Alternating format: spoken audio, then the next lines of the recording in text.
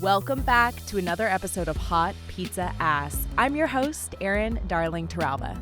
On today's episode, I'm joined by Jaimie Beebe and Jake Deptula, and they are the creators and the hosts of Strictly Stalking podcast.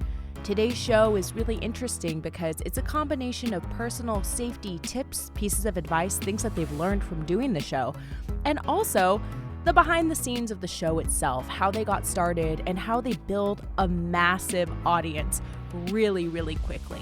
If you haven't already, please leave us a review on iTunes and share this very important episode with someone who might need the information. Without further ado, Strictly Stalking on Hot Pizza Ass.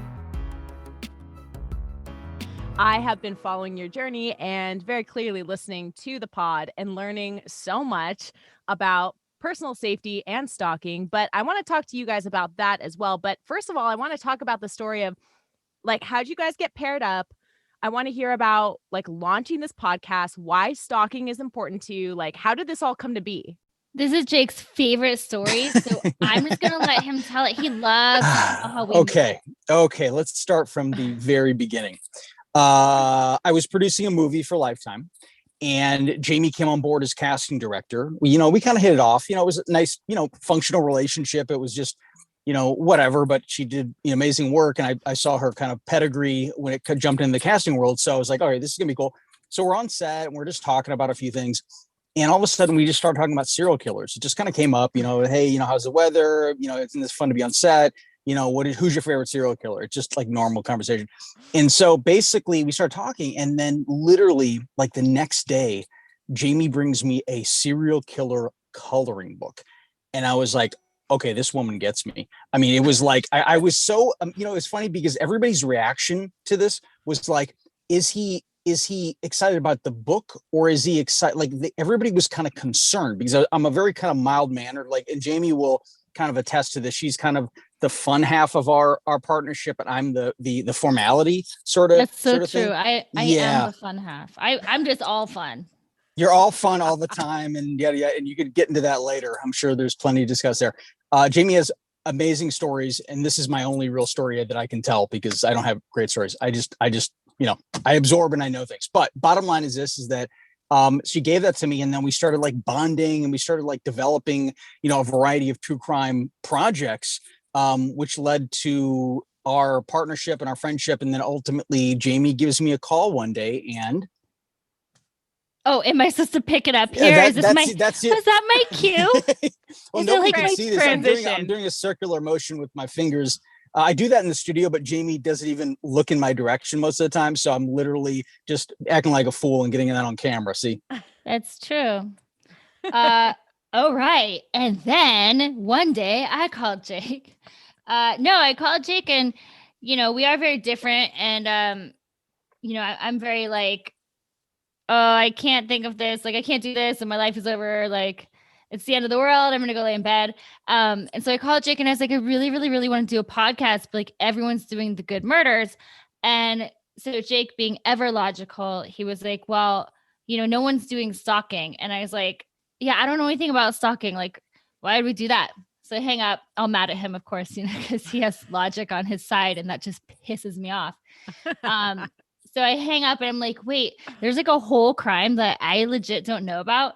So I started just researching it, and we started talking about it. And within a few days, we put together a deck and sent it over to cast. And they were like, yeah, we'll do your podcast with you. And I was like, wow, how do we do a podcast? That's about it. So wait, Jake, have you ever had a pod before?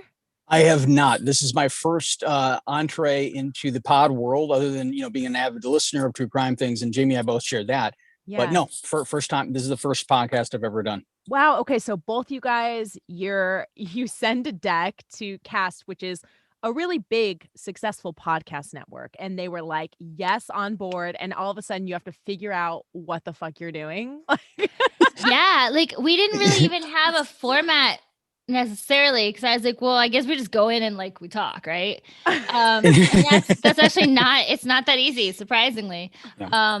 And it just, we worked really hard on it for actually quite a while before we launched. And it took us a long time and a lot of mistakes until we finally found our format, which is really important for like the true crime genre, I think, like how we're doing it. Like we have to kind of just be like similar every day. And like, you know, we had to make decisions. Like, are we going to try and find the stalkers and like talk to them? Are we, you know, just going to highlight victims? Are we going to tell the stories for them? So ultimately we decided that, you know, it's not our story to tell. We definitely don't want to give the stalkers any additional attention or anything at all. You know, we don't want any platform for the stalkers. Like that's like the whole problem that we're trying to battle. So we just figured we would let the victims, you know, the survivors of stalking, tell their own story in their own words and just hand them a platform.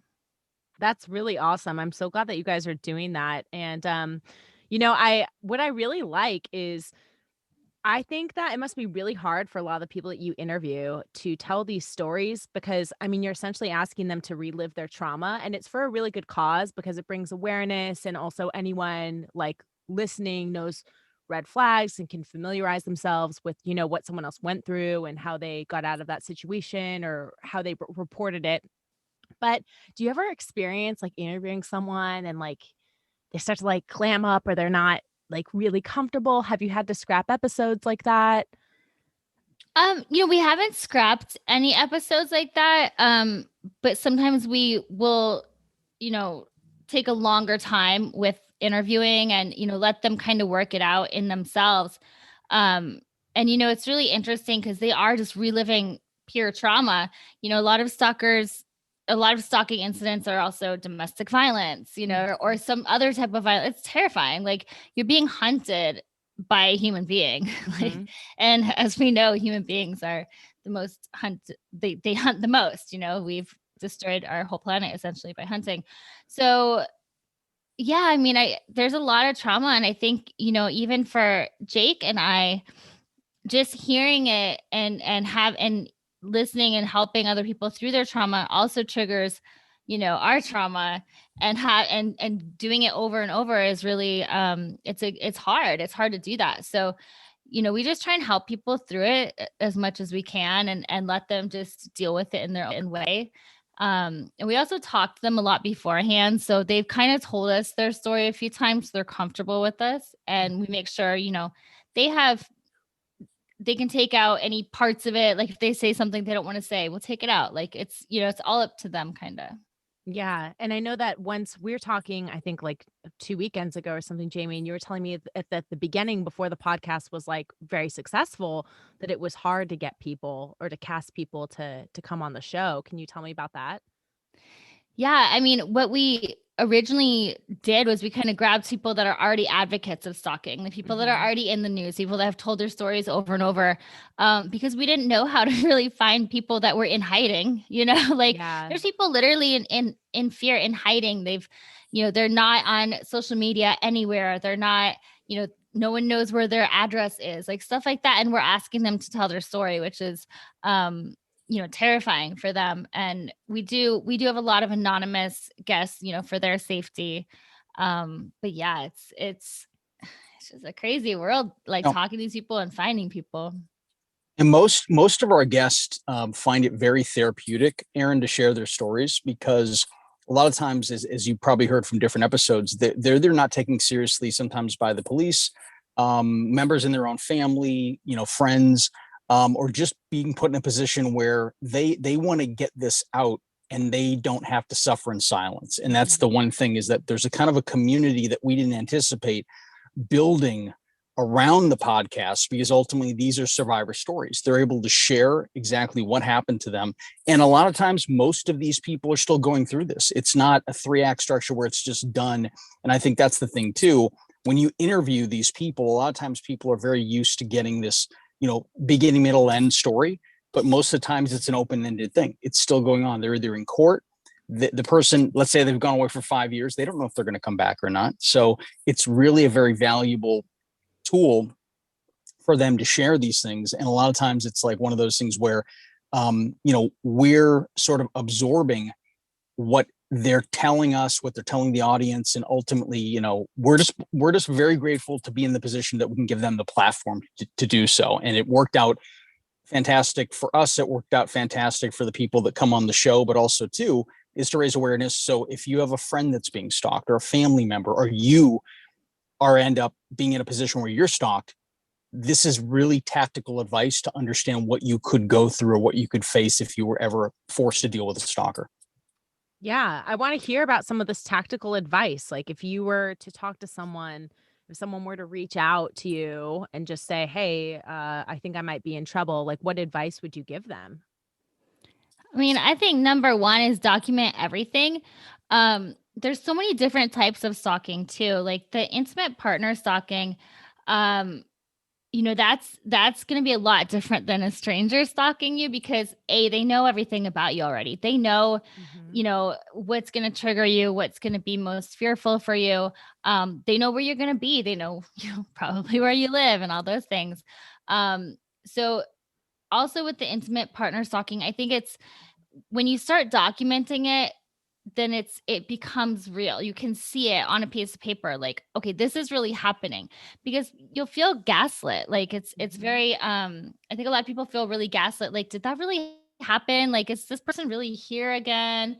You know, you don't realize it until you start writing down. So documentation is like first and foremost, because that's also what you're going to need when you do go to the police or, when you do seek help. Like if you have everything written out, like Tuesday at 4 o'clock, I got 16 hang up calls or, things like that, then it's like, okay, this is what happened. It's all in order. It's all in line. So I think, that's the number one thing that we always tell people. Yeah. I think, based on Jaimie's point in terms of the documentation, a lot of times when you present these to either police or if you ever have to go to court, it's all got to be in that linear journalistic fashion sort of thing, like almost like those bullet points, because ultimately that's kind of what the things they're going to respond to. Most of the time when we go to the police, most people are very emotional because they've just either been, faced with a crime or had to experience something in that way. So, but at the end of the day, it's like having all those materials and having all those things are literally just going to back up, everything you say. And I think that ultimately, people a lot of times when they're trying to come forward and they don't want to go to the police because they don't want to make it real. There's a certain hesitancy, not just because the police won't take it seriously or anything they potentially heard from our show, but that they don't want to admit to themselves that someone's actually stalking them. They'll make, excuses, behavioral, that's what trauma is in terms of like, it doesn't work in a linear fashion. And it's always not rational. And that's usually what the stalker plays upon, is trying to play those mind games with their victim, with the survivor, and ultimately finding a way to sort of, play with their minds so much that they can't take an active position in order to combat the stalker. So that's what we've heard a lot of cases now about that, where they're like, I didn't want this to be real, so I'm not going to come forward yet. Fortunately, when we bring them on the show, they're usually in a position where they've gone to the police, they've maybe even gone to court, or they may have never even found their stalker. The cloak of anonymity, unfortunately, with cyber stalking especially, is a huge, it's blown out of proportion. And so trying to divide up those degrees between harassment, stalking, and everything in between is a very difficult thing. And I'm sure, Aaron, you understand, like in terms of dealing with that world, you being a personality, you being out there, is try to delineate between what's harassment, what's stalking, and what's, what kind of abuse is coming in, just, from wherever it's coming in. Well, also when you start documenting it, you can see the pattern, and that's what you need to show when you go to the police. You need to show that there is a pattern.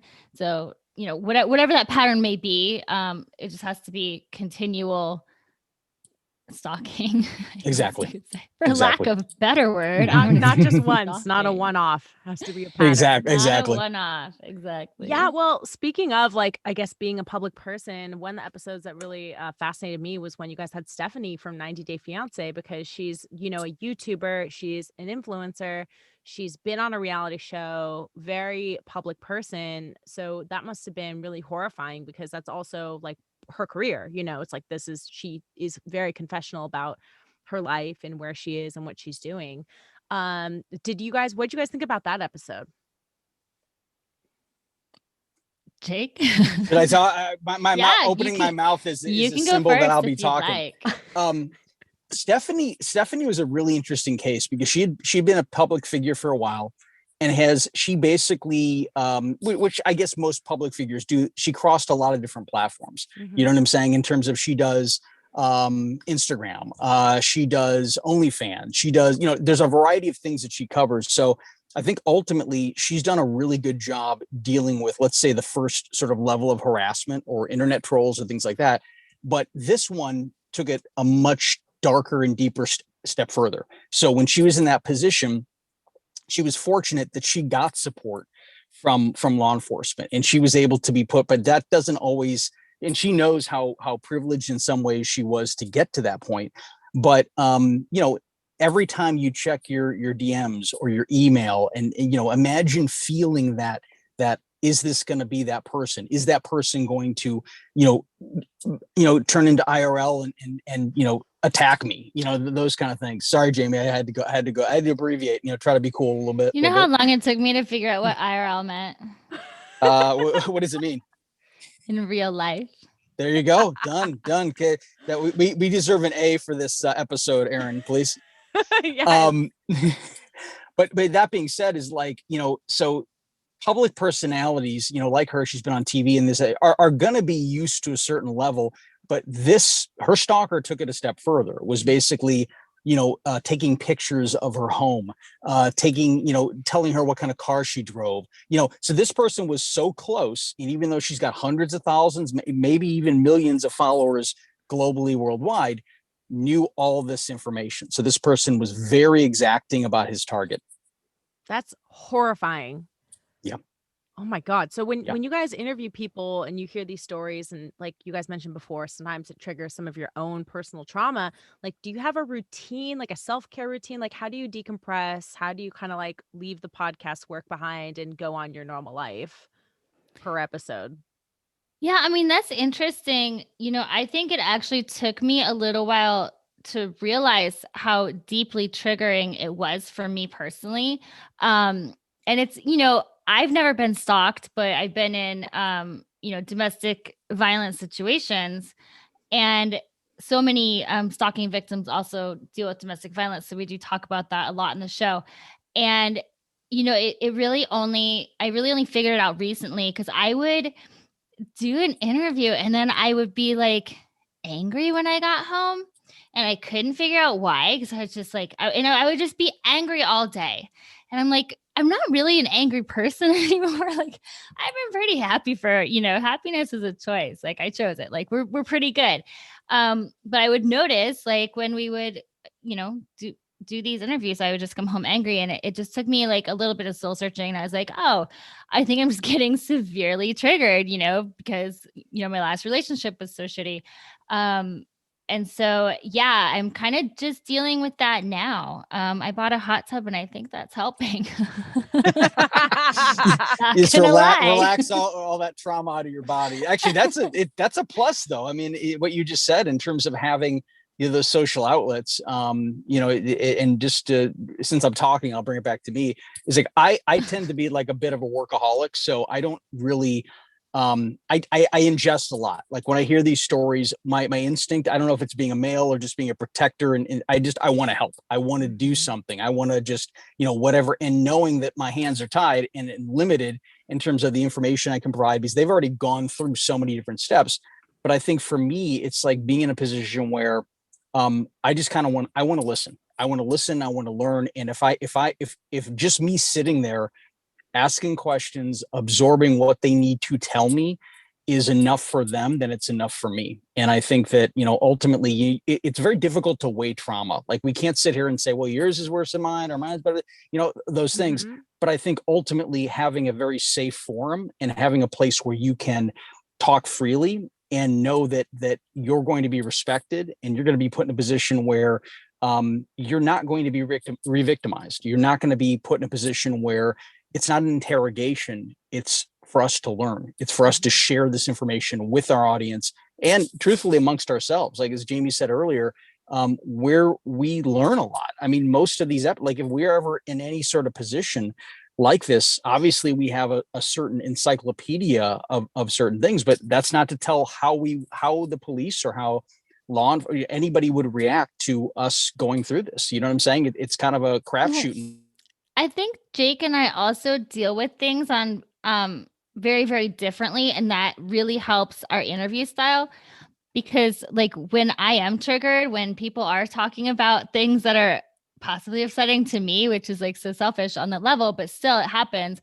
Like I immediately shut down where Jake like leans in closer. Like I'll be like, oh, okay. Like I can't handle it. Sometimes I just like shut it out a little bit while they're talking about like certain things when it hits too close to home.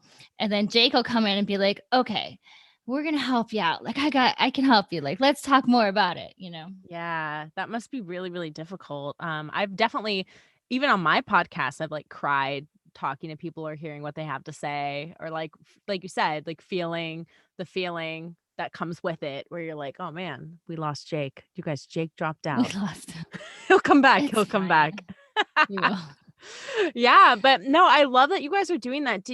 When you guys started out and you're kind of like, okay, so now we have a podcast idea, a network, we have like all the resources, we're getting ads and promotion from the jump. So, what advice would you give someone that was going to be an independent podcast artist, maker, creator?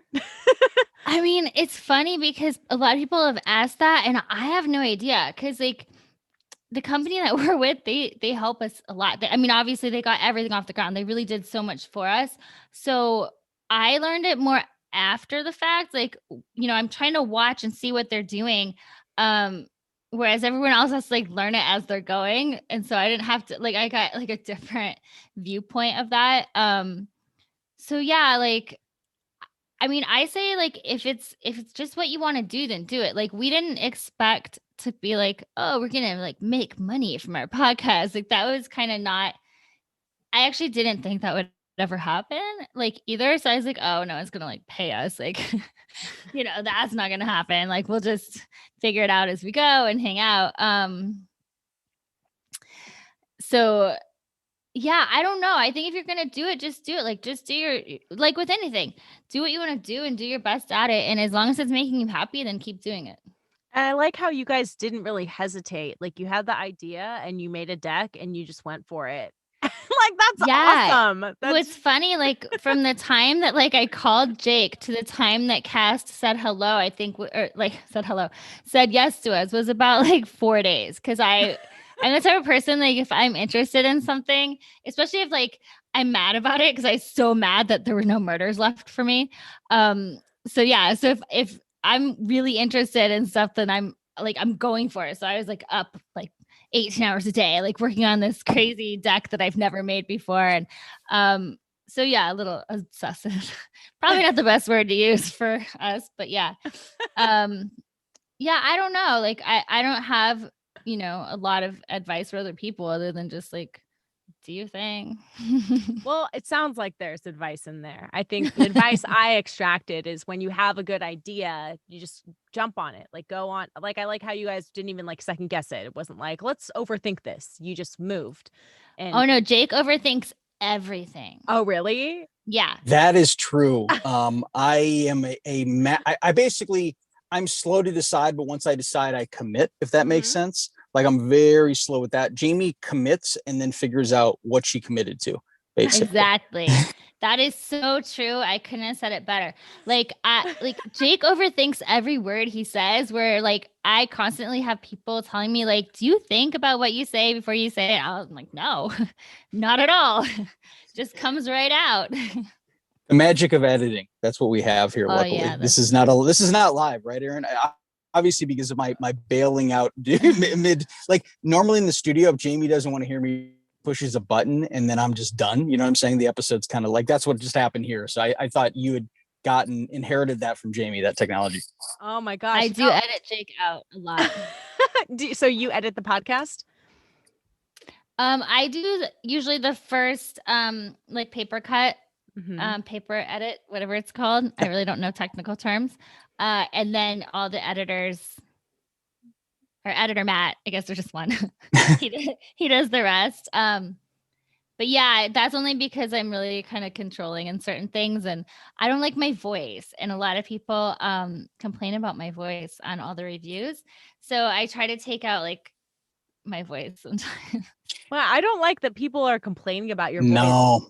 I mean, I know it's your so voice. it's so like off topic. Like people are like sobbing and like being hunted and like slow death, and they're telling us about it, and then our reviews are like, I really hate that girl's voice. I can't believe you let her on it. I'm like, let her on it. You're like, it's Out my of it. show, bitch. No, I created it. it's I voice know. shaming to the 10th degree. It's really unfortunate, and I think that it does mask it. Like Jaimie's voice is amazing. Like there's no like I wish that people would spend the time really understanding the content a little more and listen behind Yeah. behind the words. But it's just it's you can't predict what people are gonna pick at. You know what I'm saying? So we've had plenty of reviews. They've gone after me too. So at this point we're at least Like thick as what, the Jake? no. Like, oh, you guys both suck and this and that, and who gave these people a mic? And then we have the Those are all personality. true. We have the personality of 2 vanilla yogurt cups or non-fat yogurt Oh my cups. God. Non-fat, yeah. Non-fat Non-fat vanilla though, yogurt because cups. we That have was we a have no good one. substance. Yeah. You Well, know what's one, so but funny? Yeah. Sorry, what were you gonna say, Jaimie? Well, no, I was gonna please. say, like, I think that the reason people make fun of our personalities on our reviews is because it's not that type of show. It's not our platform. Mm-hmm. We literally try to hand it over to the person that we're interviewing because, like, do you want my opinion about your stalker? Like, no. Like, I mean, maybe I'm just super wrong. I don't know. But I feel like my random opinion about you getting kidnapped is not going to be nearly as informative of you telling me how you were kidnapped. Yeah, So we no. are a little quieter during the thing, and I think a lot of people think that's weird. Yeah, no, I totally agree with you. And it's interesting because there's like some podcasts in the genre where it's like the people are the storytellers, but then like sometimes that's not the format. And I don't think people that leave those reviews are really digesting that. Like, this is not your format. This is a choice. Like, you're doing it like this. Yeah. Well, and also like my personality is not like serious. Like, I would make jokes. Like, do you want me to make jokes like during like that's like my personality, especially when I'm uncomfortable. I'll make really shitty jokes. Like that would be pretty inappropriate during the podcast. Mhm. So yeah, I mean, I think we have a little bit of a tendency to leave our personalities out. Although our ads are getting really good and there's a lot of personality in them. Really, what's the best ad? Have you ever had to do a weird like product Jeez. that you didn't want to talk about? I mean, you don't have to name the product, but like No, but like we do some where like it's probably awkward for Jake because we're like, oh, this bra is amazing. Or like we have period cups coming, which I'm really excited about. I don't know what Jake's doing with his. Yeah, I'm sitting that one out.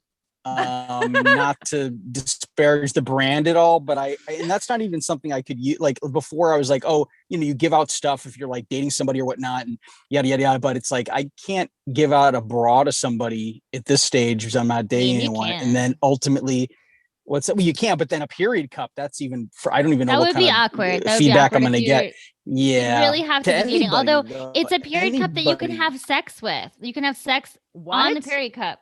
Okay, Yeah. hold on. I've never done a period cup. That's a and key benefit. I No, haven't either. I'm really curious about how does it stay Well, in place? I'm about to find out. I Yeah. need a You're like a gonna- week or Aaron, two, we'll give and you then the I'm gonna episode number. totally let you know. Yeah, please. I want to know about this product. That sounds It's a so little bit of timing interesting. on that, Aaron. Yeah. Oh, jeez. So yeah, I'll let you know. Okay, good. I can't wait to learn more. I'm so excited. That must be fun. It sounds like things are really going well for you guys. I'm so happy for you. Yeah, we're well, grateful. we are, and I think also though, like all jokes aside, like I mean, I can see how we're helping people. Like when they call us or when they talk to us or just when they email us and they're like, I can't talk about my story. It's too traumatic, but listening to your podcast each week helps me heal. Like just the one email from the one person, like kind of, that makes it all worth it. So that's the main thing, not just period cups. Yeah, I know.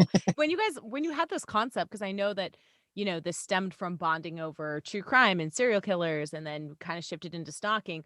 But when it shifted in that direction, did you ever like see yourselves becoming like, you're kind of like the voices of, advocacy for stalking? Like, are there other stalking podcasts that have followed in suit? Or are you guys the only one? I don't think there's any that just do stalking. I mean, a lot of crimes cover stalking because, stalking many times unfortunately leads to murder. So they'll cover that, or they'll cover just like sensationalized stalking cases where we cover all the cases. Like, not, it doesn't have to be in the news. It doesn't have to, it's nothing like that. It's just like legit, like what happened, and how you're dealing with it. Yeah. So there are a couple out there. Oh, sorry. Go ahead. Oh, no. Go for it. Oh, sorry. There are a couple out there that have tried to kind of get into the world, but they're a little bit more clinical and textbook. And so I think that part of what people like to hear about this podcast, and it's true, like initially it is really the guest platform. But I think as we grow into the position that you just named us as, sort of being the go-to, let's say, within the podcast world, is that people want to know more about us and our relationship to the guests. So I think that it's less about facts and figures and a little more about, feelings and sort of,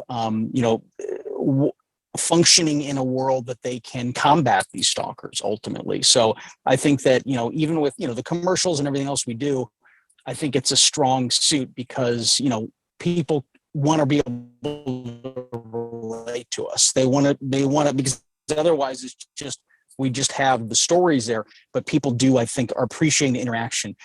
Some do, some don't, but I think it's ultimately, again, a great platform for people to come forward and share their stories.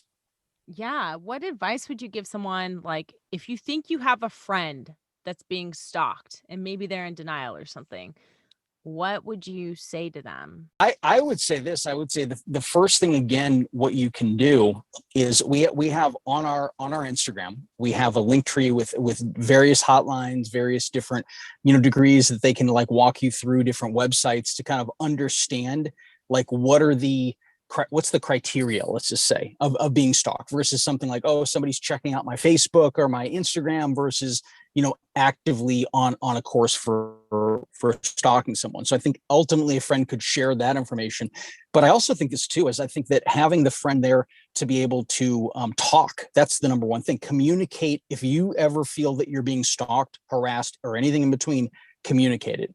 Get the story out to someone verbally, send emails, do things that will ultimately document the conversation, even if you can't necessarily document what's going on. Because sometimes it's like, you got to trust your instinct. You got to trust your gut and put yourself in a position. Like I always say this, we do at times, caution over courtesy. And it's a tough thing because you got to put yourself in a position where most of these cases, people had instinct and they went against it and they excused it and they said, well, it couldn't happen to me. Maybe I'm overthinking it. It doesn't always happen like that. Based on our guests' makeup, there's no consistency in someone who's being stalked. There's no consistency whatsoever, other than primarily women at this point, but all walks of life. Yeah, I mean, that's so true. Like literally anyone can be stalked. It's not anything that you've done. It's just such a crazy way to become a victim. It's almost like a car accident. Do you think it's random? Do you think that's the biggest misconception about people who are stalked? That it only happens to like certain people or like. Yeah, I think so. And I think that's why it's so hard to see it when you're being stalked. Another crazy thing that we've seen a lot about victims of stalking is that they're ashamed. Like people have like a lot of shame with it for some reason. And obviously there's no reason for that because it's nothing that you've done, so it's kind of such a strange way to feel when you're the victim and you're being hunted. And there's a lot of victim shaming too, of course, but yeah, I think there's a lot of misconceptions about stalking, and that's kind of what we're trying to do is just bring that awareness. Like I said, when we started the podcast, I didn't even really know what stalking was. I was just like, oh yeah, like Justin Bieber fans. Like, I don't know, so I'm like, wait, if there's a whole crime I don't know about, then like other people don't know about it too. Like, let's get the awareness out there. Yeah, for sure. When I think of stalking, I think of like, like Rebecca Schaefer. Like I think of like celebrities and like, really stuff like that, like a crazy person. And But I don't necessarily always think of like the day-to-day person that's getting stalked by an Yeah. ex or someone that's mad at them or someone that online is just Or being it could be like you're in line at the bank and someone sees you and it triggers something and then they stalk you. I mean, that's more rare than like somebody who you've dated stalking you or something like that. But it happens. You have no idea how, when, or who. I'm really glad that you guys are doing this work and bringing awareness and, education, really like a platform to these voices and to the people that have experienced this, because I'm sure it's really, really horrible for them to go through that. It is. Yeah. What's next? Are you guys going to expand your brand? Are you going to write a stalking book? What's going to happen? I feel like there's an empire here that's ready to sprout. We're trying to make an empire. Yeah. We have another podcast, a couple other podcast ideas that we're working on, like more of a series type of thing. Is that what it's called? Like a short series? Is that what It'd be we're like a calling limited series. it? Exactly. Limited series. Thank you. Oh, nice. Like following one story or something like that. Yeah. Oh, that's awesome. So we have like some things that we're kind of trying to work on. And we have some films we're trying to get produced, and yeah, we're trying to just build a little empire with our tiny little company. Good. Yeah, no, it's actually really exciting because we're in a position where, we've kind of found a certain, comfort level in what we're doing. And it kind of helps for us to be out there visible. And I come from the producing world, and that's how obviously Jaimie and I met. And I kind of Jaimie, would you say I coerced you into producing? Would you say that there was some hesitancy? It was like, I just want to cast, just bring it out. I want to cast. And then, but I'll tell you, in terms of being, someone who's, let's see, in front of the mic versus in front of the camera, is that it kind of lends a certain, for lack of a better term, like, let's say credibility, at least in terms of presentation. And this, Aaron, obviously.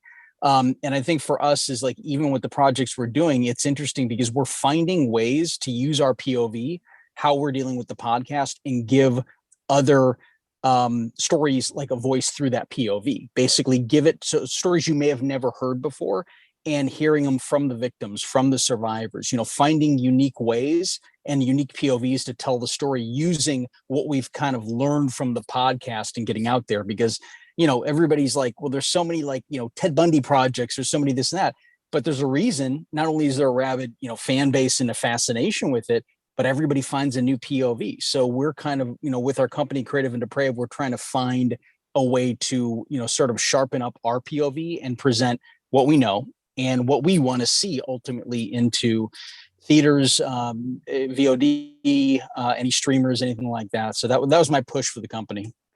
Yeah, what he said. Creative and Depraved. You guys are going to be on my radar. Going to be watching all the stuff you thank make. you. Yeah. Thank you. Thank you guys so much for joining the pod. It's been so much fun to have you here. Are there any final thoughts or piece of advice that come to mind that we didn't cover that someone's listening to this because they love your pod, something that they should hear? What do you want to say to them? I have nothing. Well, I don't know. This was really fun. Thank you so much for having us on. And that's all I have. Aaron, would you allow a plug for the Instagram for the podcast in case anybody's dealing with a stalker or anybody wants to reach out and share their story with us? Yes, tell them where to follow. Right. If you on Instagram, you can go to Strictly Stalking Pod, or you can email us at strictlystalkingpod@gmail.com. And we appreciate you bringing us on this show. Congratulations to everything that you're working on. And again, we're in that position where we're just very grateful to be here, and we thank you. Yeah, Jake's awesome. so formal, like he does it so right. He's like, oh, let me like give out our email address and I'm like, no, I don't have anything. I'm super good, but that was fun. Peace out. I'm done. I got a social life. That whole thing. Yeah. Well, Aaron has to come over for the hot tub now, so we have to go. Yes, okay, is that what's going on? I'm always down for the hot tub.